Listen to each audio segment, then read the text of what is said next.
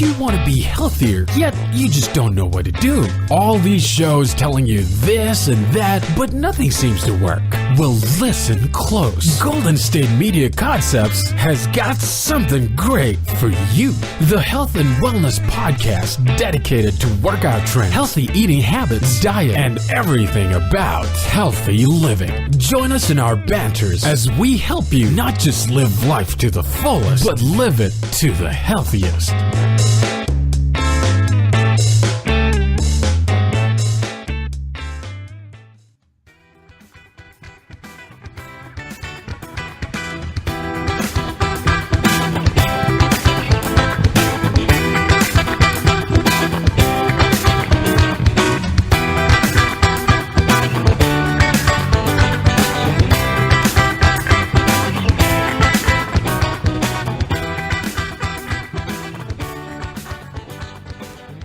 Hello and welcome to the GSMC Health and Wellness Podcast, brought to you by GSMC Podcast Network. I'm your host, Staci, and a few episodes ago, we talked about the MIND diet, which is a sort of mixing of the Mediterranean diet and the DASH diet.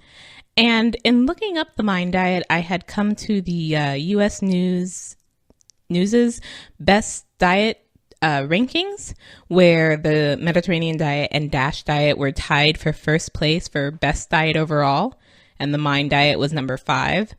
But there were a number of different charts they had, like best weight loss diet, best fast weight loss diet, easiest to follow, best plant-based diet, etc. And so going through them, I was like, oh, okay, well, let me see, what's the best fast weight loss diet? What's the best plant-based diet? I started seeing a number of diets I had never heard of before. And I'm just like, look, I know there are lots of diets, but you kind of just assume most of those are like, those crazy one food diet, like the cabbage soup diet or the, whatever. You only eat certain things. I'm just like, no, cannot do that. But these diets were all varied. You don't eat only one thing on any of them. I doubt such a diet would have made it onto the ranking at all. But one of the ones that I saw that really interested me was Volumetrics. And that was partly just because of the name, because Volumetrics sounds very, sciencey or techie. Like I kind of expect that, if I was having a discussion about volumetrics, it would be for a high performance car or like a spaceship. Like we have to check the volumetrics reading for something, or else, enter sci-fi movie thing here. But so anyways, that's not what this is. There may also be a volumetrics for that, but that's not what this is. So volumetrics was created by Penn State University nutrition professor Barbara Rolls. And the idea behind it is that people tend to eat the same weight or amount of food each day, regardless of the actual number of calories they take in, which is kind of true. And so it's like, if I'm going out for a meal, if that salad versus that pizza take up the same space in my stomach, it's like, okay, either one will, make me less hungry, but there is definitely a difference in calories there. And I always know that, and then don't always pick the healthier option because willpower or something. But so anyways, because of that thought, there was the idea that if you ate more low density foods, they would fill you up more while eating less calories. And I had to constantly remind myself while looking this up about the low density thing, because that sounds kind of wrong. Like you don't want to eat low density things. Like you do want to eat high density. But if you think about it, something that's low density would mean that it's like not as compacted.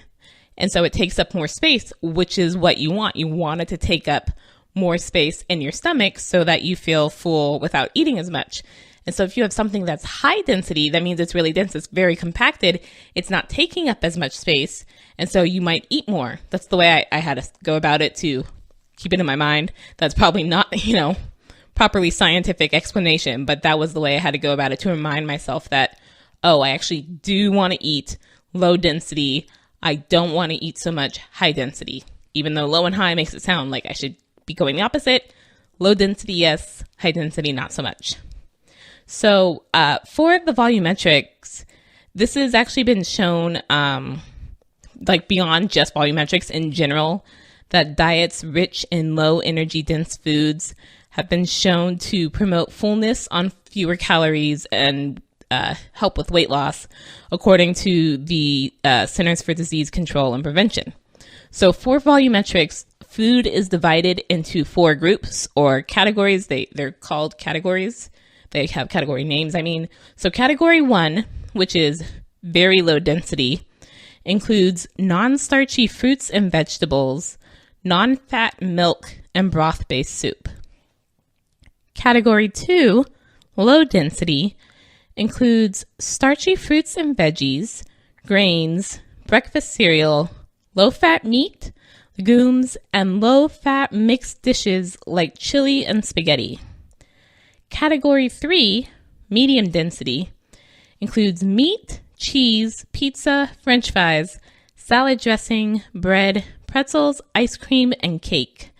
And category 4, high density, includes crackers, chips, chocolate candies, cookies, nuts, butter, and oil. So it's a bit hard. I get why they put those categories in there, but that's not generally how the diet's talked about. To, you don't have to, you're not necessarily counting how many categories you eat of, you're allowed 3 category 1s and 2 categories. It's not exactly like that, I don't think. But so the idea is that you should go heavy on the categories 1 and 2. Watch your portion sizes with category 3 and keep category 4 choices to a minimum.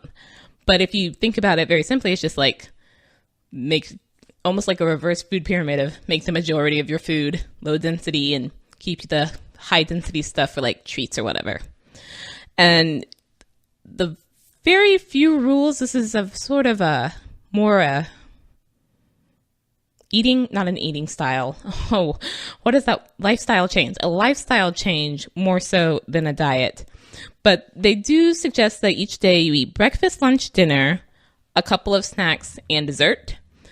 And I'm like, okay, cool. But on the other hand, I'm like, but I kind of want to not eat so much sugar. And you're saying eat dessert. And I'm just like, aren't most desserts like category 3 or 4s? Is there a category 1 or 2 dessert?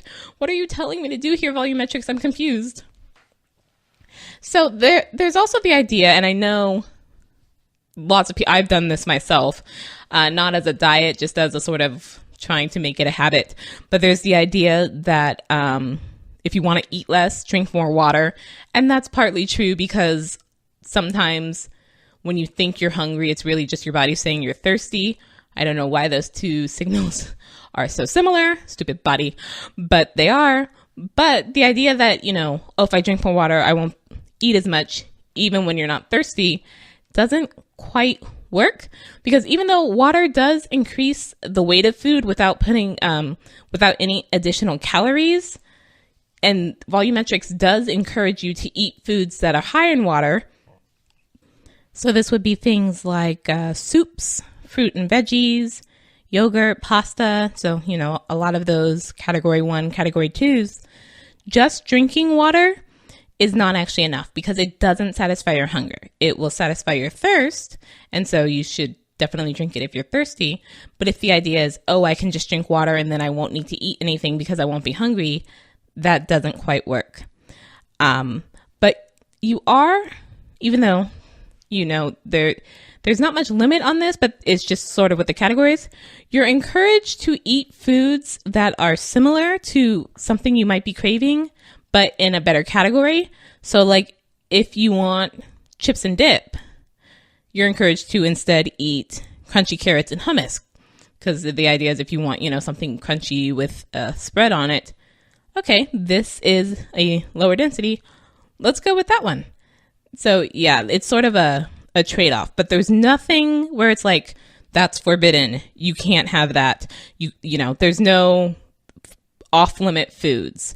It's just sort of like balance out your categories so that you're getting the healthiest possible, but you can't have anything whatsoever. So we're going to take a short break. Stay tuned. This is your ultimate stop for everything sports. The Golden State Media Concepts Sports Podcast. Should I say more? From the NFL, MLB, the NBA to MMA, it's all in here. The Golden State Media Concepts Sports Podcast. Listen now.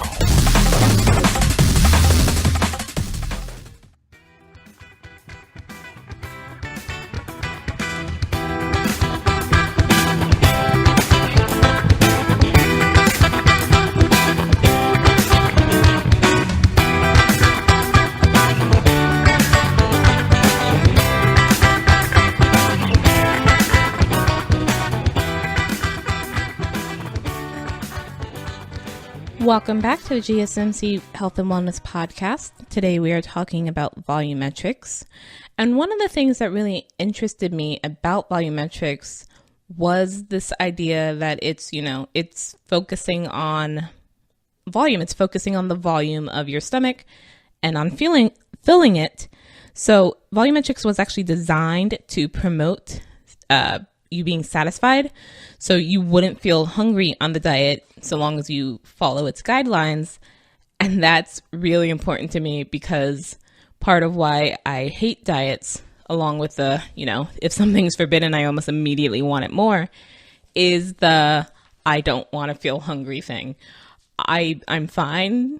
It's very interesting. Like if I never felt hungry, I'd actually be kind of okay with not eating. But when I feel hungry, I'm very miserable and my stomach lets me know and it growls a lot. And it's just like, oh, this is the worst feeling. Why must I be hungry? And especially because I often feel hungry, even though it seems like I just ate a little while ago. But if I didn't eat like a good amount, then my stomach's like, hello, you totally still had a lot of empty space down here. Give me something. And I'm just like, stop it. So I'm busy, I'm at work, or, I had a meal. I had what seemed like a meal and you're still hungry. Why? So I really like the idea for volumetrics that the whole, guiding thought through it is so that you feel satisfied, so that you don't feel hungry. But by doing that I wanted to say more clever, and that's not quite wiser. In a wiser way, I guess you would say, that still allows you to eat as much or more as you were eating, but to eat less calories, and thus that will help you lose weight. So because of the guidelines, which has you eating lots of fruits, lots of vegetables, which have a lot of water, but also fiber, whole grains, non-fat dairy, lean meat, etc., volumetrics is actually a really good diet because it fully or almost meets the recommendations for the majority of necessary nutrients. And again, even though it's got the word diet, and you can see it if you type it into Google, you'll see it sometimes saying volumetrics diet or just volumetrics itself. But even though it's considered a quote unquote diet, it is really more of just a lifestyle change, a different way of eating, in the same way that, some people will switch to eating less meat. And so technically, that might make them a flexitarian or a pescatarian, depending on how they do it.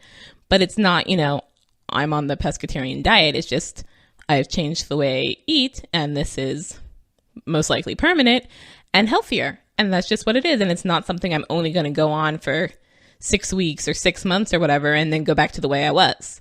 The idea is you'll change to this permanently. It becomes a habit.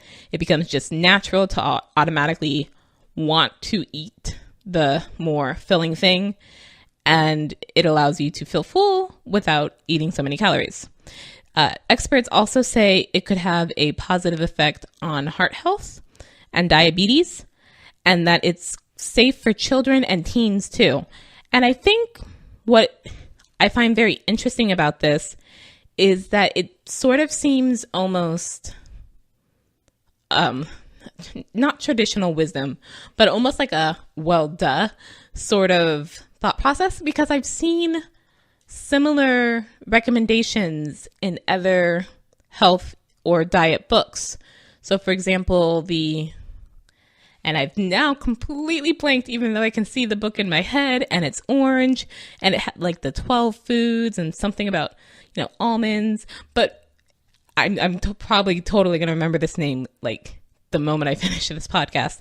But I remember one of the recommendations in that book, which I really liked and tried to implement into my everyday life, was to eat the things with more moisture first because they fill you up more. So I think I must have read this book either at Thanksgiving, or Thanksgiving was just the time when I first tried to implement it. And so it's always in my head every Thanksgiving of like, okay, looking at everything on the plate. And I think this is also partly because most of the time I don't have a plate with multiple foods. It's just like I put something in the microwave or whatever. That's the only thing I'm eating. It's not this food and this food and this food. It only really happens at holidays for me. But looking at it, it's like, okay, what of this has the most moisture? Green beans maybe, or the sweet potatoes, or mac and cheese, because that's pasta, and so it's boiled in water. And like I'll go around my plate, again, only at holidays when I actually have multiple things on my plate, but I'll go around my plate looking at it going, okay, so I ate the first most moist thing. That's not the word I mean, but I can't think of how else you would call that. Moisture filled, moisture content, most moist. I'm going to go with moisture filled. The most moisture filled food. Okay, what's the second most moisture filled? Okay, now eat that.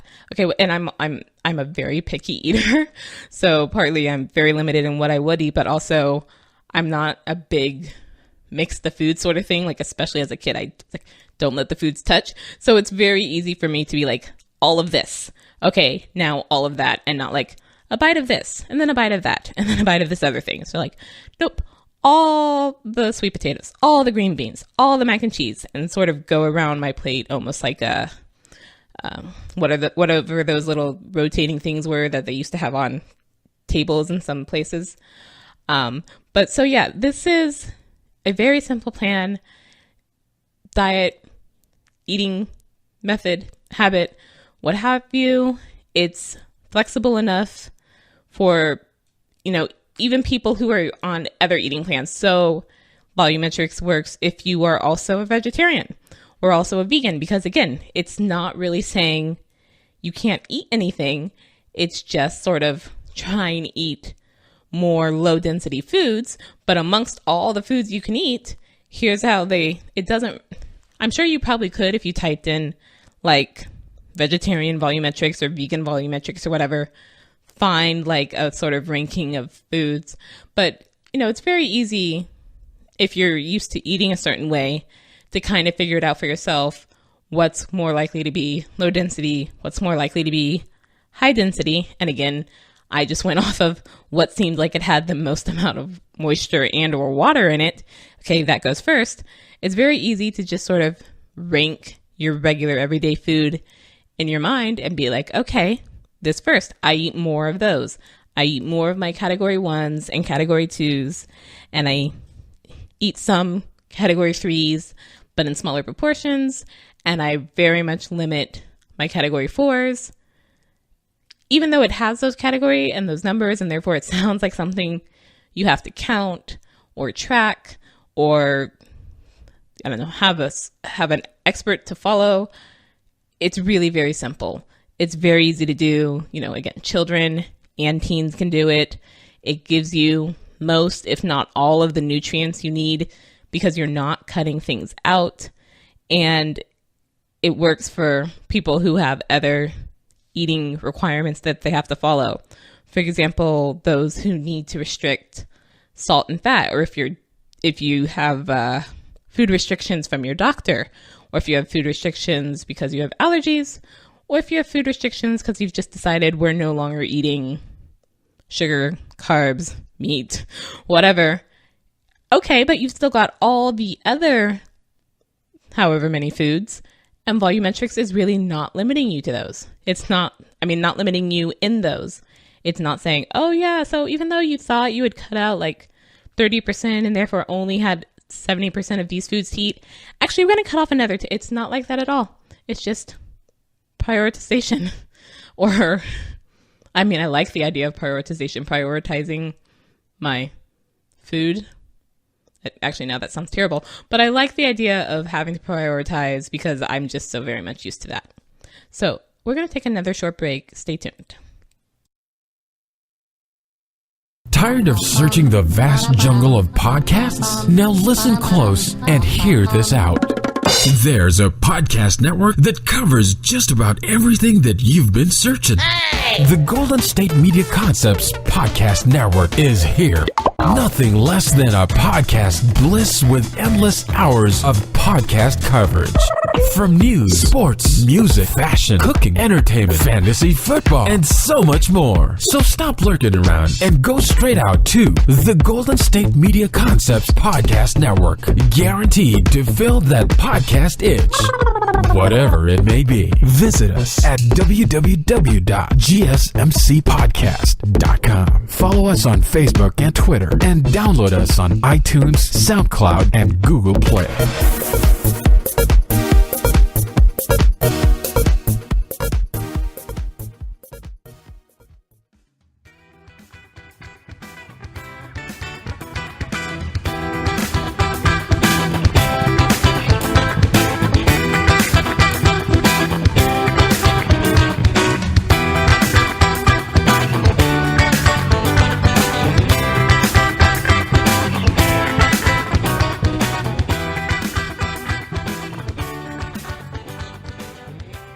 Welcome back to the GSMC Health and Wellness Podcast.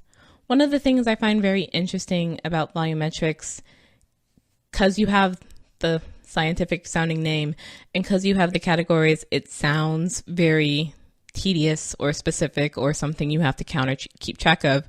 But if you type volumetrics into a search engine and then go to the images, it's really amazing to see A, how simple it can be, but also B, more importantly, the difference in food. And of course, a lot of the images for volumetrics are picking the most extreme examples. So there's a lot of burgers or unhealthy fried things, and then being compared with healthier foods. And of course, you see with the burgers, it's a small amount. It's half a burger and a few fries versus this whole plate of mostly green stuff. And there's a lot of, okay, these are the same amount of calories, but one is more filling. I have no idea. I do apologize why I cannot differentiate between feeling and filling today. I know the difference. I can spell the difference. I usually can say the difference. I'm just having a problem today. I'm not sure why. One is more filling than the other, obviously, and you get to see that very visually. So you get this representation. Some of them even do it with a picture of your stomach. And so how much that of your stomach, the 300, 500, 800, however many calories worth of burger, fries, unhealthy fried food will fill versus how much of the, fruits and veggies and healthy food will fill. You see the whole stomach is filled up versus the small little amount on the unhealthy things. And I'm I get it. I really do. I totally get it. But the fried thing tastes so good. I eat way too many fried and or sweet and or processed things, and I really need to work on that, especially because they often aren't filling. I'll sometimes get a donut for breakfast and it's just I am so hungry. Not even an hour later, it's just that didn't fill my stomach at all. It was just carbs and air. Darn it, why? But it tastes so good. Oh, I just hate it. But even though this seems like a very simple, not specified diet, I did find out that Dr. Rolls has actually written a number of books, which on the one hand, I'm not too surprised about because, again, this is volumetrics or volumetrics diet. I feel like anything that actually can have the word diet in its name probably has at least a couple of books written by it. And so I'm not surprised if A, there are books, and B, there are multiple books by the same person. I'm not saying that she's selling anything. It's certainly not a named thing. If you talk about volumetrics, more people would probably know volumetrics than Dr. Rolls' name. They know the diet itself, not so much the persona. And it's not a branded I mean, it is kind of a branded name, but it is not a branded copyright. You must come here and, pay money for this in order to eat volumetrically. Volumetrically. Lots of interesting words going on today. It is still you could do it by yourself, but if you want to know how to eat along this plan, there's this very similar like to the keto diet or the paleo diet. You can find multiple books by multiple authors on those diets. Same thing with this. It's just the eating way and different people can talk about it. Again, I like this diet because it's very simple. And even though in some of the books, I think Dr. Rolls does suggest actually keeping track of, what you're eating, I don't think it's required. That's just sort of, it's a tip to help you keep track of not only what you're eating, but sort of the results. But I did look up, because you hear all the good things about diets because the people promoting those diets want you to follow them. But then you also want to look at, okay, but what are the cons of these diets? And Volumetrics actually doesn't have too many because, again, experts think nutritionally it's very sound. One of the main ones that comes up is that it can be time consuming because you often have to make your own food. Now, you can, go about sort of choosing other food wisely, and I know the constant health recommendation that, if you want to eat healthy, make your own as opposed to letting others make it because they'll put in more sugar and salt and who knows what. But I'm just like, but cooking is so hard. And so long as I know, okay, eat the, more moisture filled things, can't I just go to a restaurant and get a soup? Isn't that, that's certainly better than me going to a fast food restaurant and getting a burger, right? So baby steps. And also with that is another quote unquote con of the quote unquote diet, in that if you were looking for a quick lose weight diet, Volumetrics is probably not going to do it for you because you're not severely limiting what foods you're eating or how much you're eating. You're actually, technically eating more food, but hopefully less calories. And they do say, you should at least have an idea of the actual calories of what you're eating, because going on just off of density is good, but if you know the actual or range of calories of the foods, that also helps.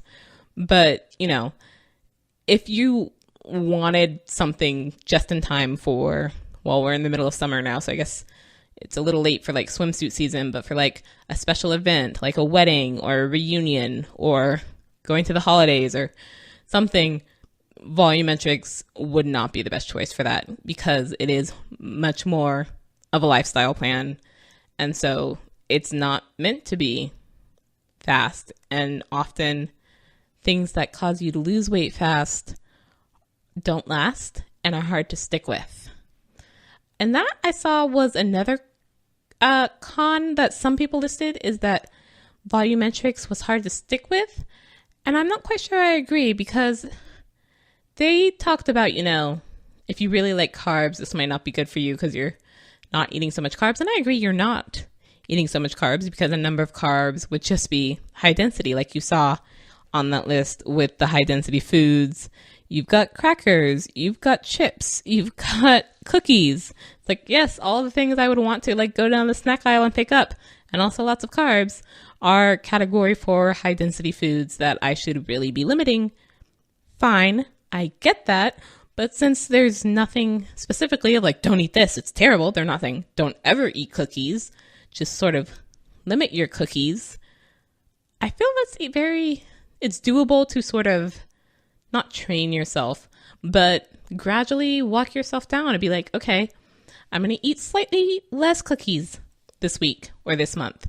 And then as I go along and realize, I don't need cookies and I'm not constantly craving the cookies, I can eat less and less. So again, long-term plan, diet, eating method, what have you, but still seems like a very solid way to eat healthy and has a lot of scientific research to back up its health claims.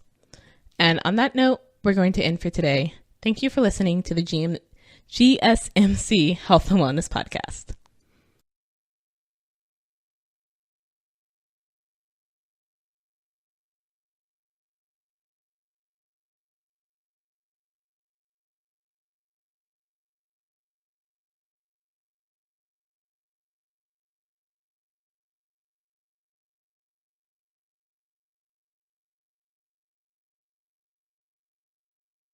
You've been listening to the Golden State Media Concepts Health and Wellness Podcast, part of the Golden State Media Concepts Podcast Network. You can find this show and others like it at www.gsmcpodcast.com. Download our podcast on iTunes, Stitcher, SoundCloud, and Google Play. Just type in GSMC to find all the shows from the Golden State Media Concepts Podcast Network, from movies to music, from sports to entertainment, and even weird news. You can also follow us on Twitter and on Facebook.